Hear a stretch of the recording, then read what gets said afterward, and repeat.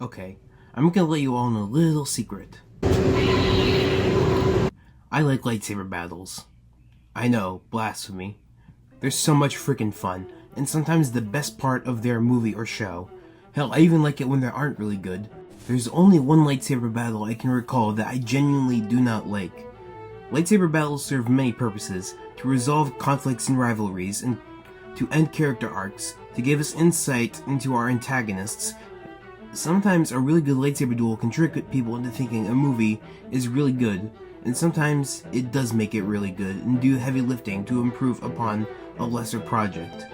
There have been a lot of lightsaber duels over the decades, and I'd like to narrow down a few that are the best of the best, ones that reign upon all others. I'd like to preface that y'all are gonna have to hear me out on this video. If your favorite duel is omitted from this video or the honorable mentions, I'm sorry. Go ahead and tell me what it is in the comments, what your favorite lightsaber duels are and why they're your favorite. I read all my comments and I love to hear your perspective on things. Without further ado, let's roll.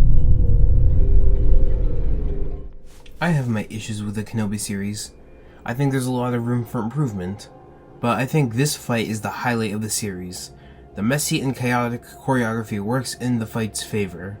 At this point, Vader has so much rage built up within him that he forgoes all technique and goes ham on Obi-Wan, and Obi-Wan reciprocates by letting go of all of his anxiety, fear, and depression that's been eating him inside for a decade and directs it towards Vader. But he's not trying to kill Vader, he's bringing him to his knees to speak to him. The two estranged brothers locked in combat. One seeks to destroy, the other seeks to find closure. Although my only gripe is that they should have used Duel of Fates as the background music, but that's a personal preference in all honesty. The fight ends with Obi-Wan bringing Vader into submission and damaging him heavily. And I love how through the damaged helmet we get a blend of James Earl Jones's and Hayden Christensen's voices, and both are doing a superb job. Anakin's gone. I am what remains. Also, some may call this cheap and lazy symbolism, but I wholeheartedly disagree. The blue lightsaber shining when Anakin is coming out to talk to Obi-Wan, reassuring Obi-Wan that his fault is not his fault. I am not your failure, Obi-Wan. You didn't kill Anakin Skywalker.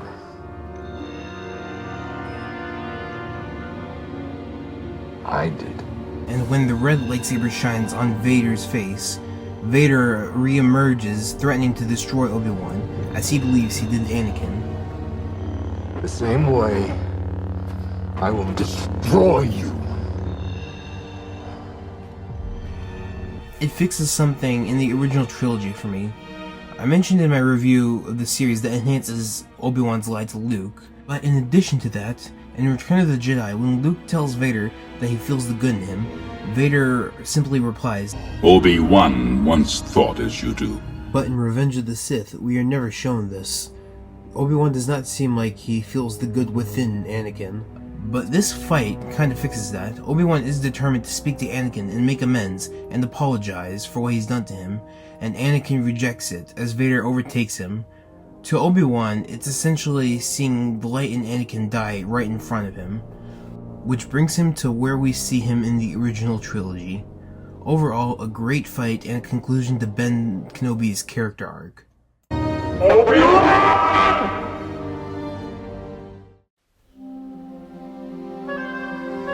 I thought very long and hard about including a duel from a video game in this list, but I ultimately decided that the Jedi games were worthy enough to sit amongst the movies, so I included them. The two characters' rivalry has been established at the end of Jedi Fallen Order. Cere was about to make amends with Trilla to find closure. The estranged master and apprentice had finally properly reunited, and as soon as Trilla lets go of the hate she had carried for Cere,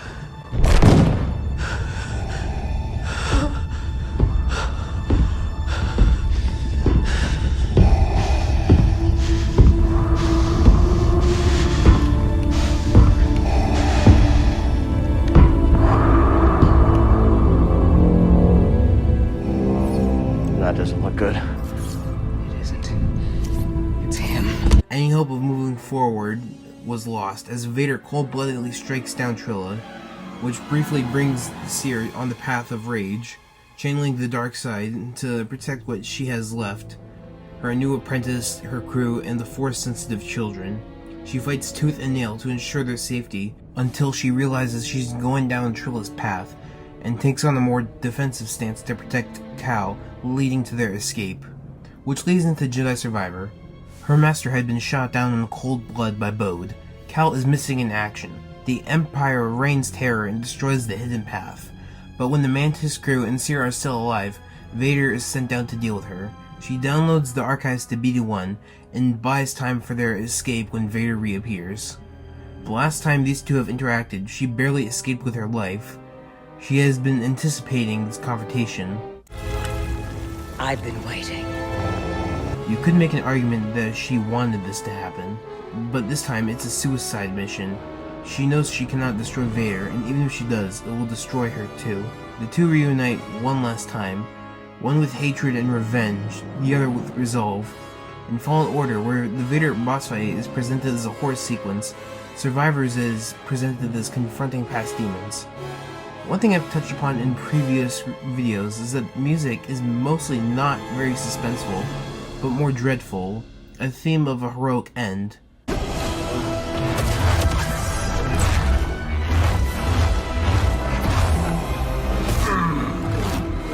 Even ignoring Vader needing to come out on top for the status quo of the originals, the game knows that it's going to end in heartbreak and tragedy. The music swells up to the peak as Cere lunges towards the mechanical menace. One last strike. It fails. She missed any vital organs and grazes the side of his torso, while herself had been turned into a kebab.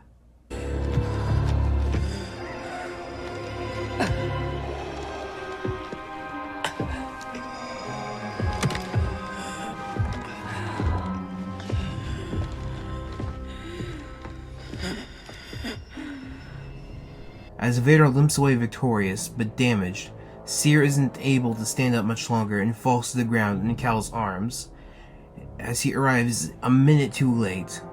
But that's not the case at all. Cere died alone, calling out for Cal and Trilla.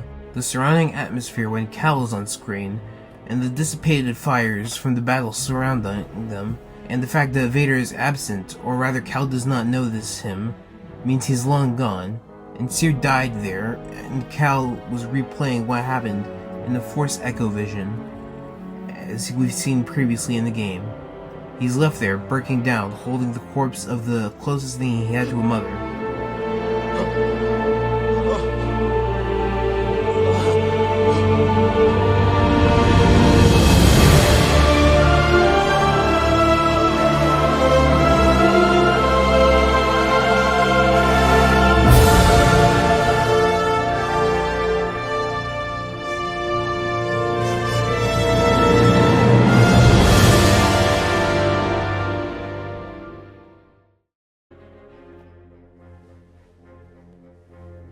Everything about this sequence was, to me, the most powerful scene in the sequel trilogy, if not the entire Skywalker saga. The penultimate of Luke's arc in The Last Jedi, Luke returning to form one last time to save his sister and the rebellion. In the giant overall story, in this wide open space, with the AT-M8s creating a huge sense of scale, this is a deeply personal conflict between Kylo and Luke. Kylo is incredibly furious at his uncle's presence. He knows Luke played an integral role in his fall, and he blames him for it. He fears him immensely. His fear led to anger, anger to hate, hate to suffering. He is so blinded by his hatred for and attempt to destroy Luke that he does not realize he is fighting himself, a ghost from his past. He is oblivious to the multiple signs that Luke was not there. Luke understands that the Force projection he is performing will end up killing him, but the ends justify the means. He loves his family, and he's willing to die to redeem himself and ensure he does not harm his nephew. Not only that, but he's attempting to make amends with Ben, apologizing for what he's done, and planting a seed in Ben that might bring him back to the light. Even after what he saw in Ben's future, all he had done, he shows compassion and optimism. No one's ever really gone. The scene echoes fundamental parts of Luke's life. As Obi-Wan sacrificed himself to let Luke and Han escape, Luke sacrificed himself to save his sister and the rebellion. And when Luke ceases the Force projection and dies, it ends where it started in the beginning, in front of the twin suns. It's like poetry. It rhymes.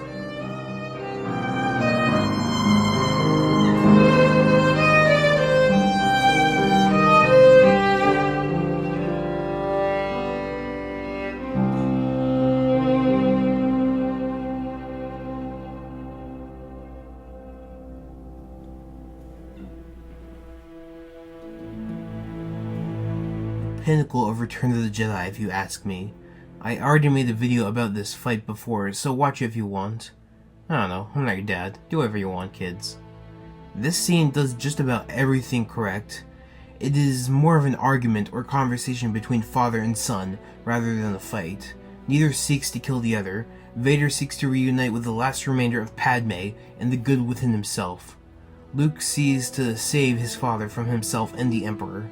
Luke sees the influence the Emperor has on Vader, how he has made him his servant and has been torturing him for over the course of 20 years. Luke seeks to free him. Vader can bring himself to destroy Luke before, and it informs us that Vader still has love within his heart, and how Luke will bring it out. The camera work does wonders. Whenever Palpatine, Vader, or Luke is in dominance over the other, it takes a low angle and a higher perspective. However, it indicates that they are using the dark side within themselves. Luke sees this and corrects himself each time. I feel the good in you. The conflict. There is no conflict. You couldn't bring yourself to kill me before, and I don't believe you'll destroy me now. You underestimate the power of the dark side. If you will not fight, then you will meet your destiny.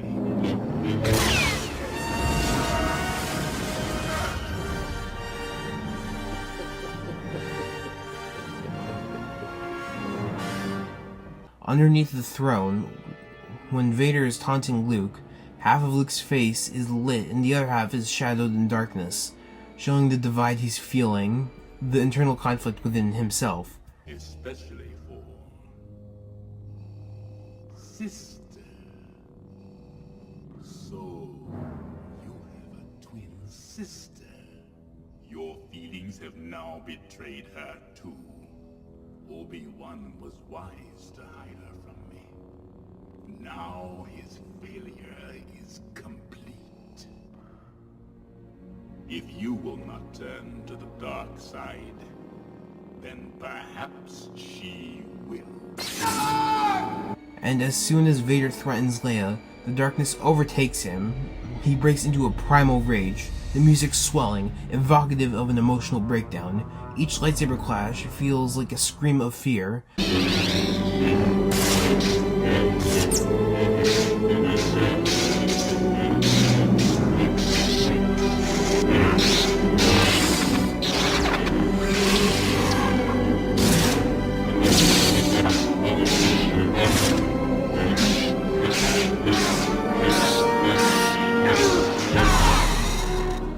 Which culminates in Luke defeating Vader the same way Vader defeated him, cutting off his hand above a deep pit on a bridge. It's like poetry. It rhymes. Luke has beaten Vader, which leads to the Emperor applauding Luke for his utilization of the dark side. Your hate has made you powerful. Now, fulfill your destiny. Take your father's place at my side. Luke looks at his cybernetic hand, and back at Vader's cybernetic hand remains. Realizing what he is becoming, Luke stands up to the Emperor. Never. I'll never turn to the dark side. You failed, Your Highness. I am a Jedi, like my father before me.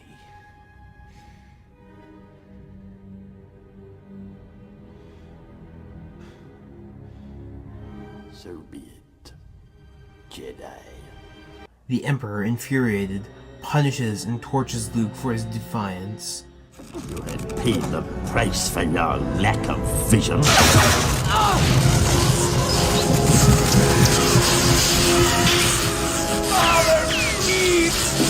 This is what pushes Vader over the edge. He realized that the Emperor isn't vanquishing a great enemy, but that he is cruelly torturing his own son, who is calling out for him in agony.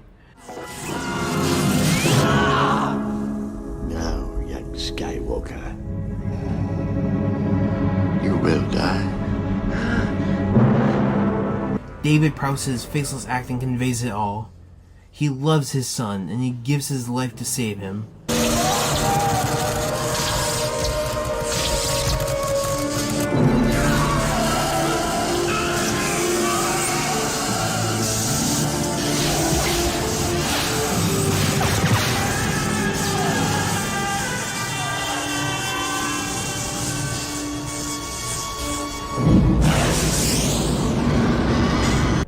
Luke was able to redeem the perceived most evil person in the galaxy, and showed him love and compassion when others would not.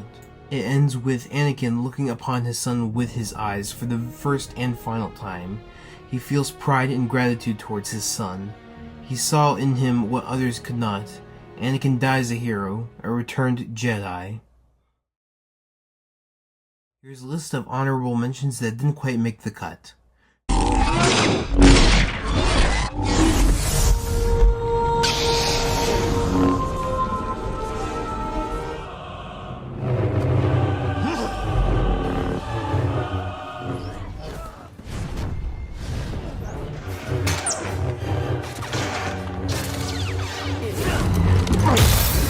Trilla, I saw what you've been through.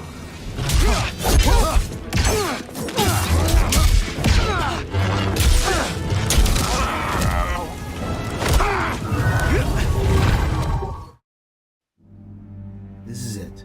The impact of this scene is what almost every Star Wars story revolves around. Luke walks around this heavenly city among the clouds, and then transitions into a darker room with a lower orange lighting and an eerie, steamy atmosphere that emulates a hell-esque environment or location in a horror movie, where he will have to face his demons in the form of Darth Vader, who is standing there in silhouette, motionless, taunting Luke.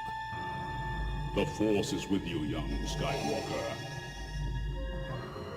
But you are not a Jedi yet. The man to whose knowledge killed his father and have his friends captive. I love how the theme isn't a bombastic score like other duels, but the theme is an ambient sound design of metal screeching, lightsabers clashing, and gas hissing, which generates more fear and tension than a score ever could for the scene. Vader starts out with one hand on the lightsaber, as if he is testing Luke, inquiring to what he knows in terms of combat. Luke hasn't properly been trained with a lightsaber, but is shown to be adaptive. I haven't brought up lightsaber forms yet in this entire video because I don't really understand how they work, but apparently Vader is using Form 5, known as Xian or Dijem So.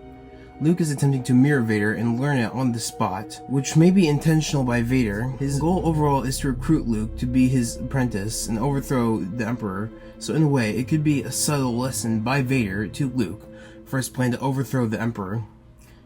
Going back to Luke's perspective, this mechanical menace killed his father, his Uncle Owen, Aunt Beru, Obi-Wan, and have his friends captive. Luke impulsively but bravely ignites his lightsaber first, pointing it at Vader's head to squash Vader's perception of him being afraid. Vader ignites his too, ready to engage and capture Luke, alive if he can, mutilated if he must. And now, from the framing of the shot, they are both in silhouette, indicating that Vader has Luke in his grasp. Luke takes the first two strikes, easily blocked by Vader. Luke takes another overhead strike, and Vader retaliates by pushing him to the ground. Luke keeps his saber pointed at Vader and gets back up. Luke unleashes a fast series of strikes which are deflected by Vader easily, but responded to with an overhead strike from Vader to test him. Luke struggles to block it, but maintains his strength and retaliates with another strike. As Vader strikes more and more against Luke, he is beginning to test him. Vader sees what he wants to see. He compliments Luke on his ability, You have learned much, young one. You'll find I'm full of surprise. To which Luke displays a slight arrogance that Vader has displayed in the past, which displays vulnerability to Vader. Luke came to rescue his friends, but is now letting his pride drive him. Vader uses this to his advantage and circle parries Luke's sword out of his hand and sends him tumbling down the steps, and leaps toward him in a frightening manner. Your destiny lies with me, Skywalker. Obi-Wan knew this to be true. No. He corners Luke, causing him to fall into the carbonite chamber, teaching Luke a lesson for his hubris, which is now absent for the rest of the movie. He fully understands the danger here. As Vader activates the chamber and expresses disapproval at his son's brief failure, he is then proven wrong when Luke jumps out to the ceiling, which impresses Vader and teaches him more about Luke. Most impressive. Luke jumps down from the roof. He grabs the slashed hose and spraying the freezing chemicals that Vader intended to use to freeze Luke. Circling back to how Luke mimics Vader's style of combat, I keep quoting George Lucas here, but it's true. Star Wars is like poetry, it rhymes. Each stanza kind of rhymes with the last. Luke summons his lightsaber and continues, briefly giving in to anger when Vader mentions Obi-Wan. Obi-Wan has taught you well. You have controlled your fear. Now, release your anger. Only your hatred can destroy me. Now Vader has both hands on the lightsaber. He sees the potential in Luke and is overwhelming him, and Luke is now backing him into a corner. And now Vader falls into the ground, keeping consistent with the camera angle method I talked about earlier, with Luke on top. But when you think about it, the fact that Vader isn't in frame and had momentarily retreated is a false sense of security for Luke as he jumps down to enter the next location. Now things get more and more serious. As Luke enters this cluttered and clustered area, the doors behind him snap shut like teeth, locking him into the confrontation. There is no way out. The set design does wonders here. This window here, for example, is hauntingly similar to a TIE Fighter's windows, showing the influence and the reach the Empire has, but also looks like a spider web, and Luke is a bug caught in it. It also functions as a trap for Vader to use, as we'll see in a bit. The sound here is ambient, with Luke's footsteps breaking it up, until Vader's breathing can be heard. Luke immediately gets into stance, ready for Vader. Pause. Right here, pay attention. What shot does this remind you of? Which scene in the movie is this emulating? That's right, the cave scene on Dagobah. The foreshadowing in this scene is paid off, and where the slow frame rate of the cave scene gives it a surreal dreamlike feeling, now it's come to fruition. Vader gripping both hands on his lightsaber, and the score finally coming in full blast. Let's know that Vader is not messing around anymore. Luke anticipates that Vader will start a series of heavy strikes, but not in the way he suspects. Not with his lightsaber. He sends random big objects flying at him with the Force to distract Luke, while he strikes with the lightsaber.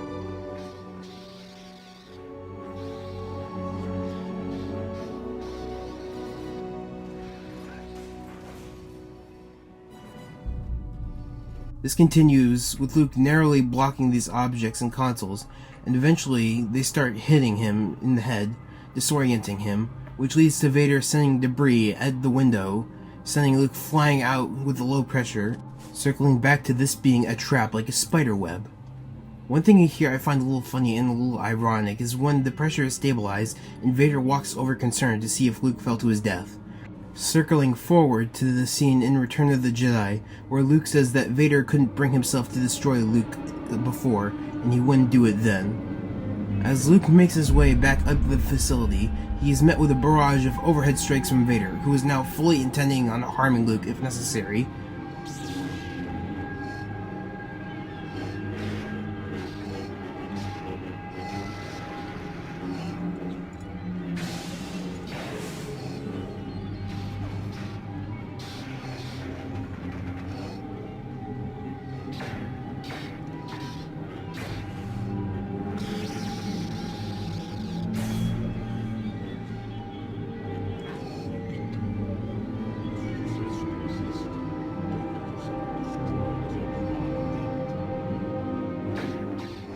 On that bridge, they trade shots. Luke lands a hit on the part of Vader that isn't cybernetic, causing anger and pain, which leads to Vader cutting off his hand. There